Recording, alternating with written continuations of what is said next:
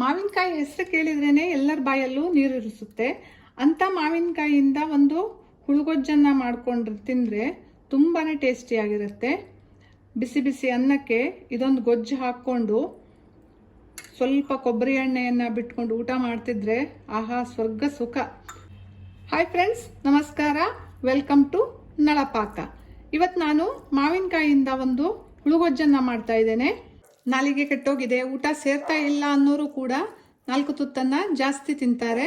ಬನ್ನಿ ಇದನ್ನು ಹೇಗೆ ಮಾಡೋದು ಅಂತ ನೋಡೋಣ. ಈ ಮಾವಿನಕಾಯಿ ಹುಳುಗೊಜ್ಜನ್ನು ಮಾಡೋದಕ್ಕೆ ಒಂದು ಮಾವಿನಕಾಯಿಯನ್ನು ತಗೊಂಡಿದ್ದೇನೆ.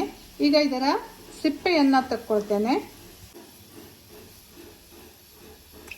ಈ ರೀತಿಯಾಗಿ ಸಿಪ್ಪೆಯನ್ನು ತೆಕ್ಕೊಂಡು ಇದನ್ನು ಹೋಳುಗಳನ್ನಾಗಿ ಮಾಡ್ಕೊಳ್ತೇನೆ. ಮಾವಿನಕಾಯಿನ ಸಿಪ್ಪೆಯನ್ನು ತೆಗೆದು ಇದನ್ನು ಹೋಳುಗಳನ್ನಾಗಿ ಮಾಡ್ಕೊಂಡಿದ್ದೇನೆ. ಇದನ್ನು ಈಗ ಬೇಯಿಸ್ಕೊಳ್ಬೇಕು. ಬೇಯಿಸ್ಲಿಕ್ಕೆ ಬೇಕಾಗುವಷ್ಟು ನೀರನ್ನು ಹಾಕಿ ಈಗ ಇದನ್ನು ಬೇಯಲಿಕ್ಕೆ ಇಡ್ತಾ ಇದ್ದೇನೆ. ನೋಡಿ, ಇದನ್ನು ಬೇಯಲಿಕ್ಕೆ ಇಟ್ಟಿದ್ದೇನೆ. ಇದಕ್ಕೆ ಸ್ವಲ್ಪ ಉಪ್ಪನ್ನು ಹಾಕ್ತಾ ಇದ್ದೇನೆ. ಇದು ಈಗ ಚೆನ್ನಾಗಿ ನುಣ್ಣಗೆ ಬೇಯಿಸ್ಕೊಳ್ಬೇಕು. ನೋಡಿ, ಇದು ಚೆನ್ನಾಗಿ ಬೆಂದಿದೆ. ಇಷ್ಟು ಬೆಂದರೆ ಸಾಕು. ಈಗ ಇದನ್ನು ಮ್ಯಾಶ್ ಮಾಡ್ಕೊಳ್ಬೇಕು. ಮ್ಯಾಶ್ ಮಾಡ್ಕೊಂಡಿರೋದನ್ನು ಒಗ್ಗರಣೆಯಲ್ಲಿ ಹಾಕಿ ಕುದಿಸ್ಕೊಳ್ಬೇಕು. ಒಂದು ತವಾವನ್ನು ಕಾಯ್ಲಿಕ್ಕಿಟ್ಟು ಅದಕ್ಕೆ ತೆಂಗಿನ ಎಣ್ಣೆಯನ್ನು ಹಾಕ್ಕೊಂಡಿದ್ದೇನೆ. ಮಾವಿನಕಾಯಿಗೆ ಬೇರೆ ಎಲ್ಲ ಎಣ್ಣೆಗಿಂತ ತೆಂಗಿನ ಎಣ್ಣೆ ತುಂಬ ಚೆನ್ನಾಗಾಗತ್ತೆ. ಎಣ್ಣೆ ಕಾಯ್ತಿದ್ದಾಗೆ ಇದಕ್ಕೆ ಸ್ವಲ್ಪ ಕಡಲೆಬೇಳೆಯನ್ನು ಹಾಕ್ಕೊಳ್ತಾ ಇದ್ದೇನೆ.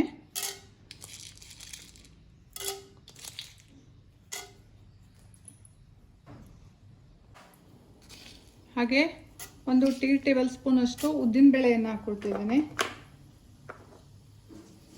ಸ್ವಲ್ಪ ಜೀರಿಗೆಯನ್ನು ಹಾಕ್ಕೊಳ್ತೇನೆ. ಒಂದು ಅರ್ಧ ಚಮಚ ಜೀರಿಗೆಯನ್ನು ಹಾಕ್ಕೊಳ್ತೇನೆ. ಹಾಗೆ ಸಾಸಿವೆಯನ್ನು ಹಾಕ್ಕೊಳ್ತೇನೆ. 1 ಸ್ಪೂನ್ನಷ್ಟು ಸಾಸಿವೆಯನ್ನು ಹಾಕ್ಕೊಳ್ತೇನೆ. ಇದನ್ನು ಈಗ ಚೆನ್ನಾಗಿ ಹುರ್ಕೊಳ್ಬೇಕು. ಒಗ್ಗರಣೆ ಸಿಡಿತಿದ್ದಾಗೆ ಇದಕ್ಕೆ ಕಟ್ ಮಾಡ್ಕೊಂಡಿರುವಂತಹ ಕರಿಬೇವಿನ ಎಲೆಗಳನ್ನು ಹಾಕ್ಕೊಳ್ತೇನೆ.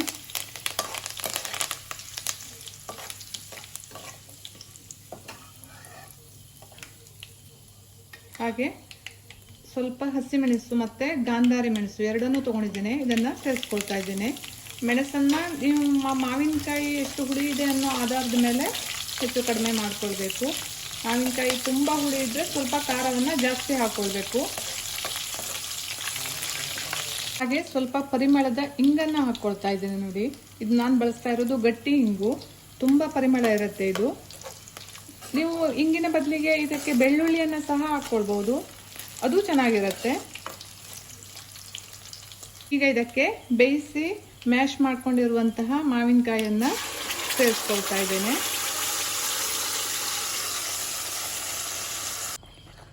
ಈಗ ಇದಕ್ಕೆ ಸ್ವಲ್ಪ ಉಪ್ಪನ್ನು ಸೇರಿಸ್ಕೊಳ್ತಾ ಇದ್ದೇನೆ. ಮಾವಿನಕಾಯಿಯನ್ನು ಬೇಯಿಸುವಾಗ ಸ್ವಲ್ಪ ಉಪ್ಪನ್ನು ಹಾಕ್ಕೊಂಡಿದ್ದೇನೆ. ಮತ್ತೆ ಈಗ ಸ್ವಲ್ಪ ಉಪ್ಪನ್ನು ಸೇರಿಸ್ಕೊಳ್ತಾ ಇದ್ದೇನೆ.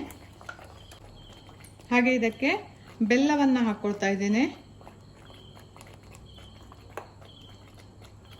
ಬೆಲ್ಲವನ್ನು ನೋಡ್ಕೊಂಡು ಹಾಕ್ಕೊಳ್ಳಿ. ಮಾವಿನಕಾಯಿ ತುಂಬ ಹುಳಿ ಇದ್ದರೆ ಸ್ವಲ್ಪ ಜಾಸ್ತಿ ಬೆಲ್ಲ ಬೇಕಾಗತ್ತೆ. ಈಗ ಇದನ್ನು ಚೆನ್ನಾಗಿ ಮಿಕ್ಸ್ ಮಾಡ್ಕೊಳ್ಬೇಕು. ಮತ್ತು ಇದನ್ನು ಕುದಿಲಿಕ್ಕೆ ಬಿಡಬೇಕು. ಇದು ಈಗ ಬೆಲ್ಲ ಹಾಕಿದ ತಕ್ಷಣ ನೀರಾಗುತ್ತೆ. ಮತ್ತು ಇದು ಸ್ವಲ್ಪ ಗಟ್ಟಿಯಾಗಬೇಕು. ಅಲ್ಲಿ ತನಕ ಇದನ್ನು ಕುದಿಸ್ಕೊಳ್ಬೇಕು. ಮಾವಿನಕಾಯಿಯಿಂದ ತುಂಬ ರೀತಿಯ ಅಡುಗೆಗಳನ್ನು ಮಾಡಿರ್ತೀರ. ಈ ಥರದ ಒಂದು ಗೊಜ್ಜನ್ನು ಒಮ್ಮೆ ಟ್ರೈ ಮಾಡಿ. ತುಂಬಾ ಟೇಸ್ಟಿಯಾಗಿರುತ್ತೆ. ವಾರಗಳ ಕಾಲ ಇಟ್ಕೊಂಡು ತಿನ್ಬೋದು. ಇದನ್ನು ಸ್ವಲ್ಪನೂ ಕೆಡಲ್ಲ. ಫ್ರಿಜ್ಜಲ್ಲಿ ಇಟ್ಕೊಳ್ಳೋದಾದ್ರಂತೂ 15 ದಿನಕ್ಕಿಂತ ಹೆಚ್ಚಿಗೆ ಇದನ್ನು ಯೂಸ್ ಮಾಡ್ಬೋದು. ತುಂಬ ಟೇಸ್ಟಿಯಾಗಿರುತ್ತೆ. ಬೇರೆ ಬೇರೆ ಹೆಸರಿನಿಂದ ಕರೀತಾರೆ ಇದನ್ನು. ಮಾವಿನಕಾಯಿನ ಹುಳುಗೊಜ್ಜು ಅಂತಾರೆ, ಮಾವಿನಕಾಯಿನ ಬೂತುಗೊಜ್ಜು ಅಂತಾರೆ. ಬೇರೆ ಬೇರೆ ಕಡೆ ಬೇರೆ ಬೇರೆ ಹೆಸರಿನಿಂದ ಕರೀತಾರೆ. ನೀವು ಏನಂತ ಕರಿತೀರಿ ಅನ್ನೋದನ್ನು ನನಗೂ ಕೂಡ ತಿಳಿಸಿ. ನೋಡಿ, ಗಟ್ಟಿ ಆಗ್ತಾ ಇದೆ, ದಪ್ಪ ಆಗ್ತಾ ಬರ್ತಾ ಇದೆ. ಕರಿಬೇವು, ಇಂಗು, ಅದರೊಟ್ಟಿಗೆ ಮಾವಿನಕಾಯಿನ ಘಮ ತುಂಬ ಚೆನ್ನಾಗಿದೆ. ತುಂಬ ಚೆನ್ನಾಗಿ ಪರಿಮಳ ಬರ್ತಾ ಇದೆ. ನೋಡಿ, ಗಟ್ಟಿ ಆಗ್ತಾ ಬಂತು. ಕಲರ್ ನೋಡಿ ಎಷ್ಟು ಚೆನ್ನಾಗಿ ಬಂದಿದೆ ಅಂತ. ನೋಡಿ ಇದಾಗಿದೆ. ಈಗ ಇಷ್ಟಾದರೆ ಸಾಕು. ಇದು ಆರಿದ ಮೇಲೆ ಇನ್ನೂ ಸ್ವಲ್ಪ ಗಟ್ಟಿಯಾಗತ್ತೆ. ಇಷ್ಟಾದರೆ ಸಾಕು. ಈಗ ಸ್ಟವನ್ನು ಆಫ್ ಮಾಡ್ತಾ ಇದ್ದೇನೆ.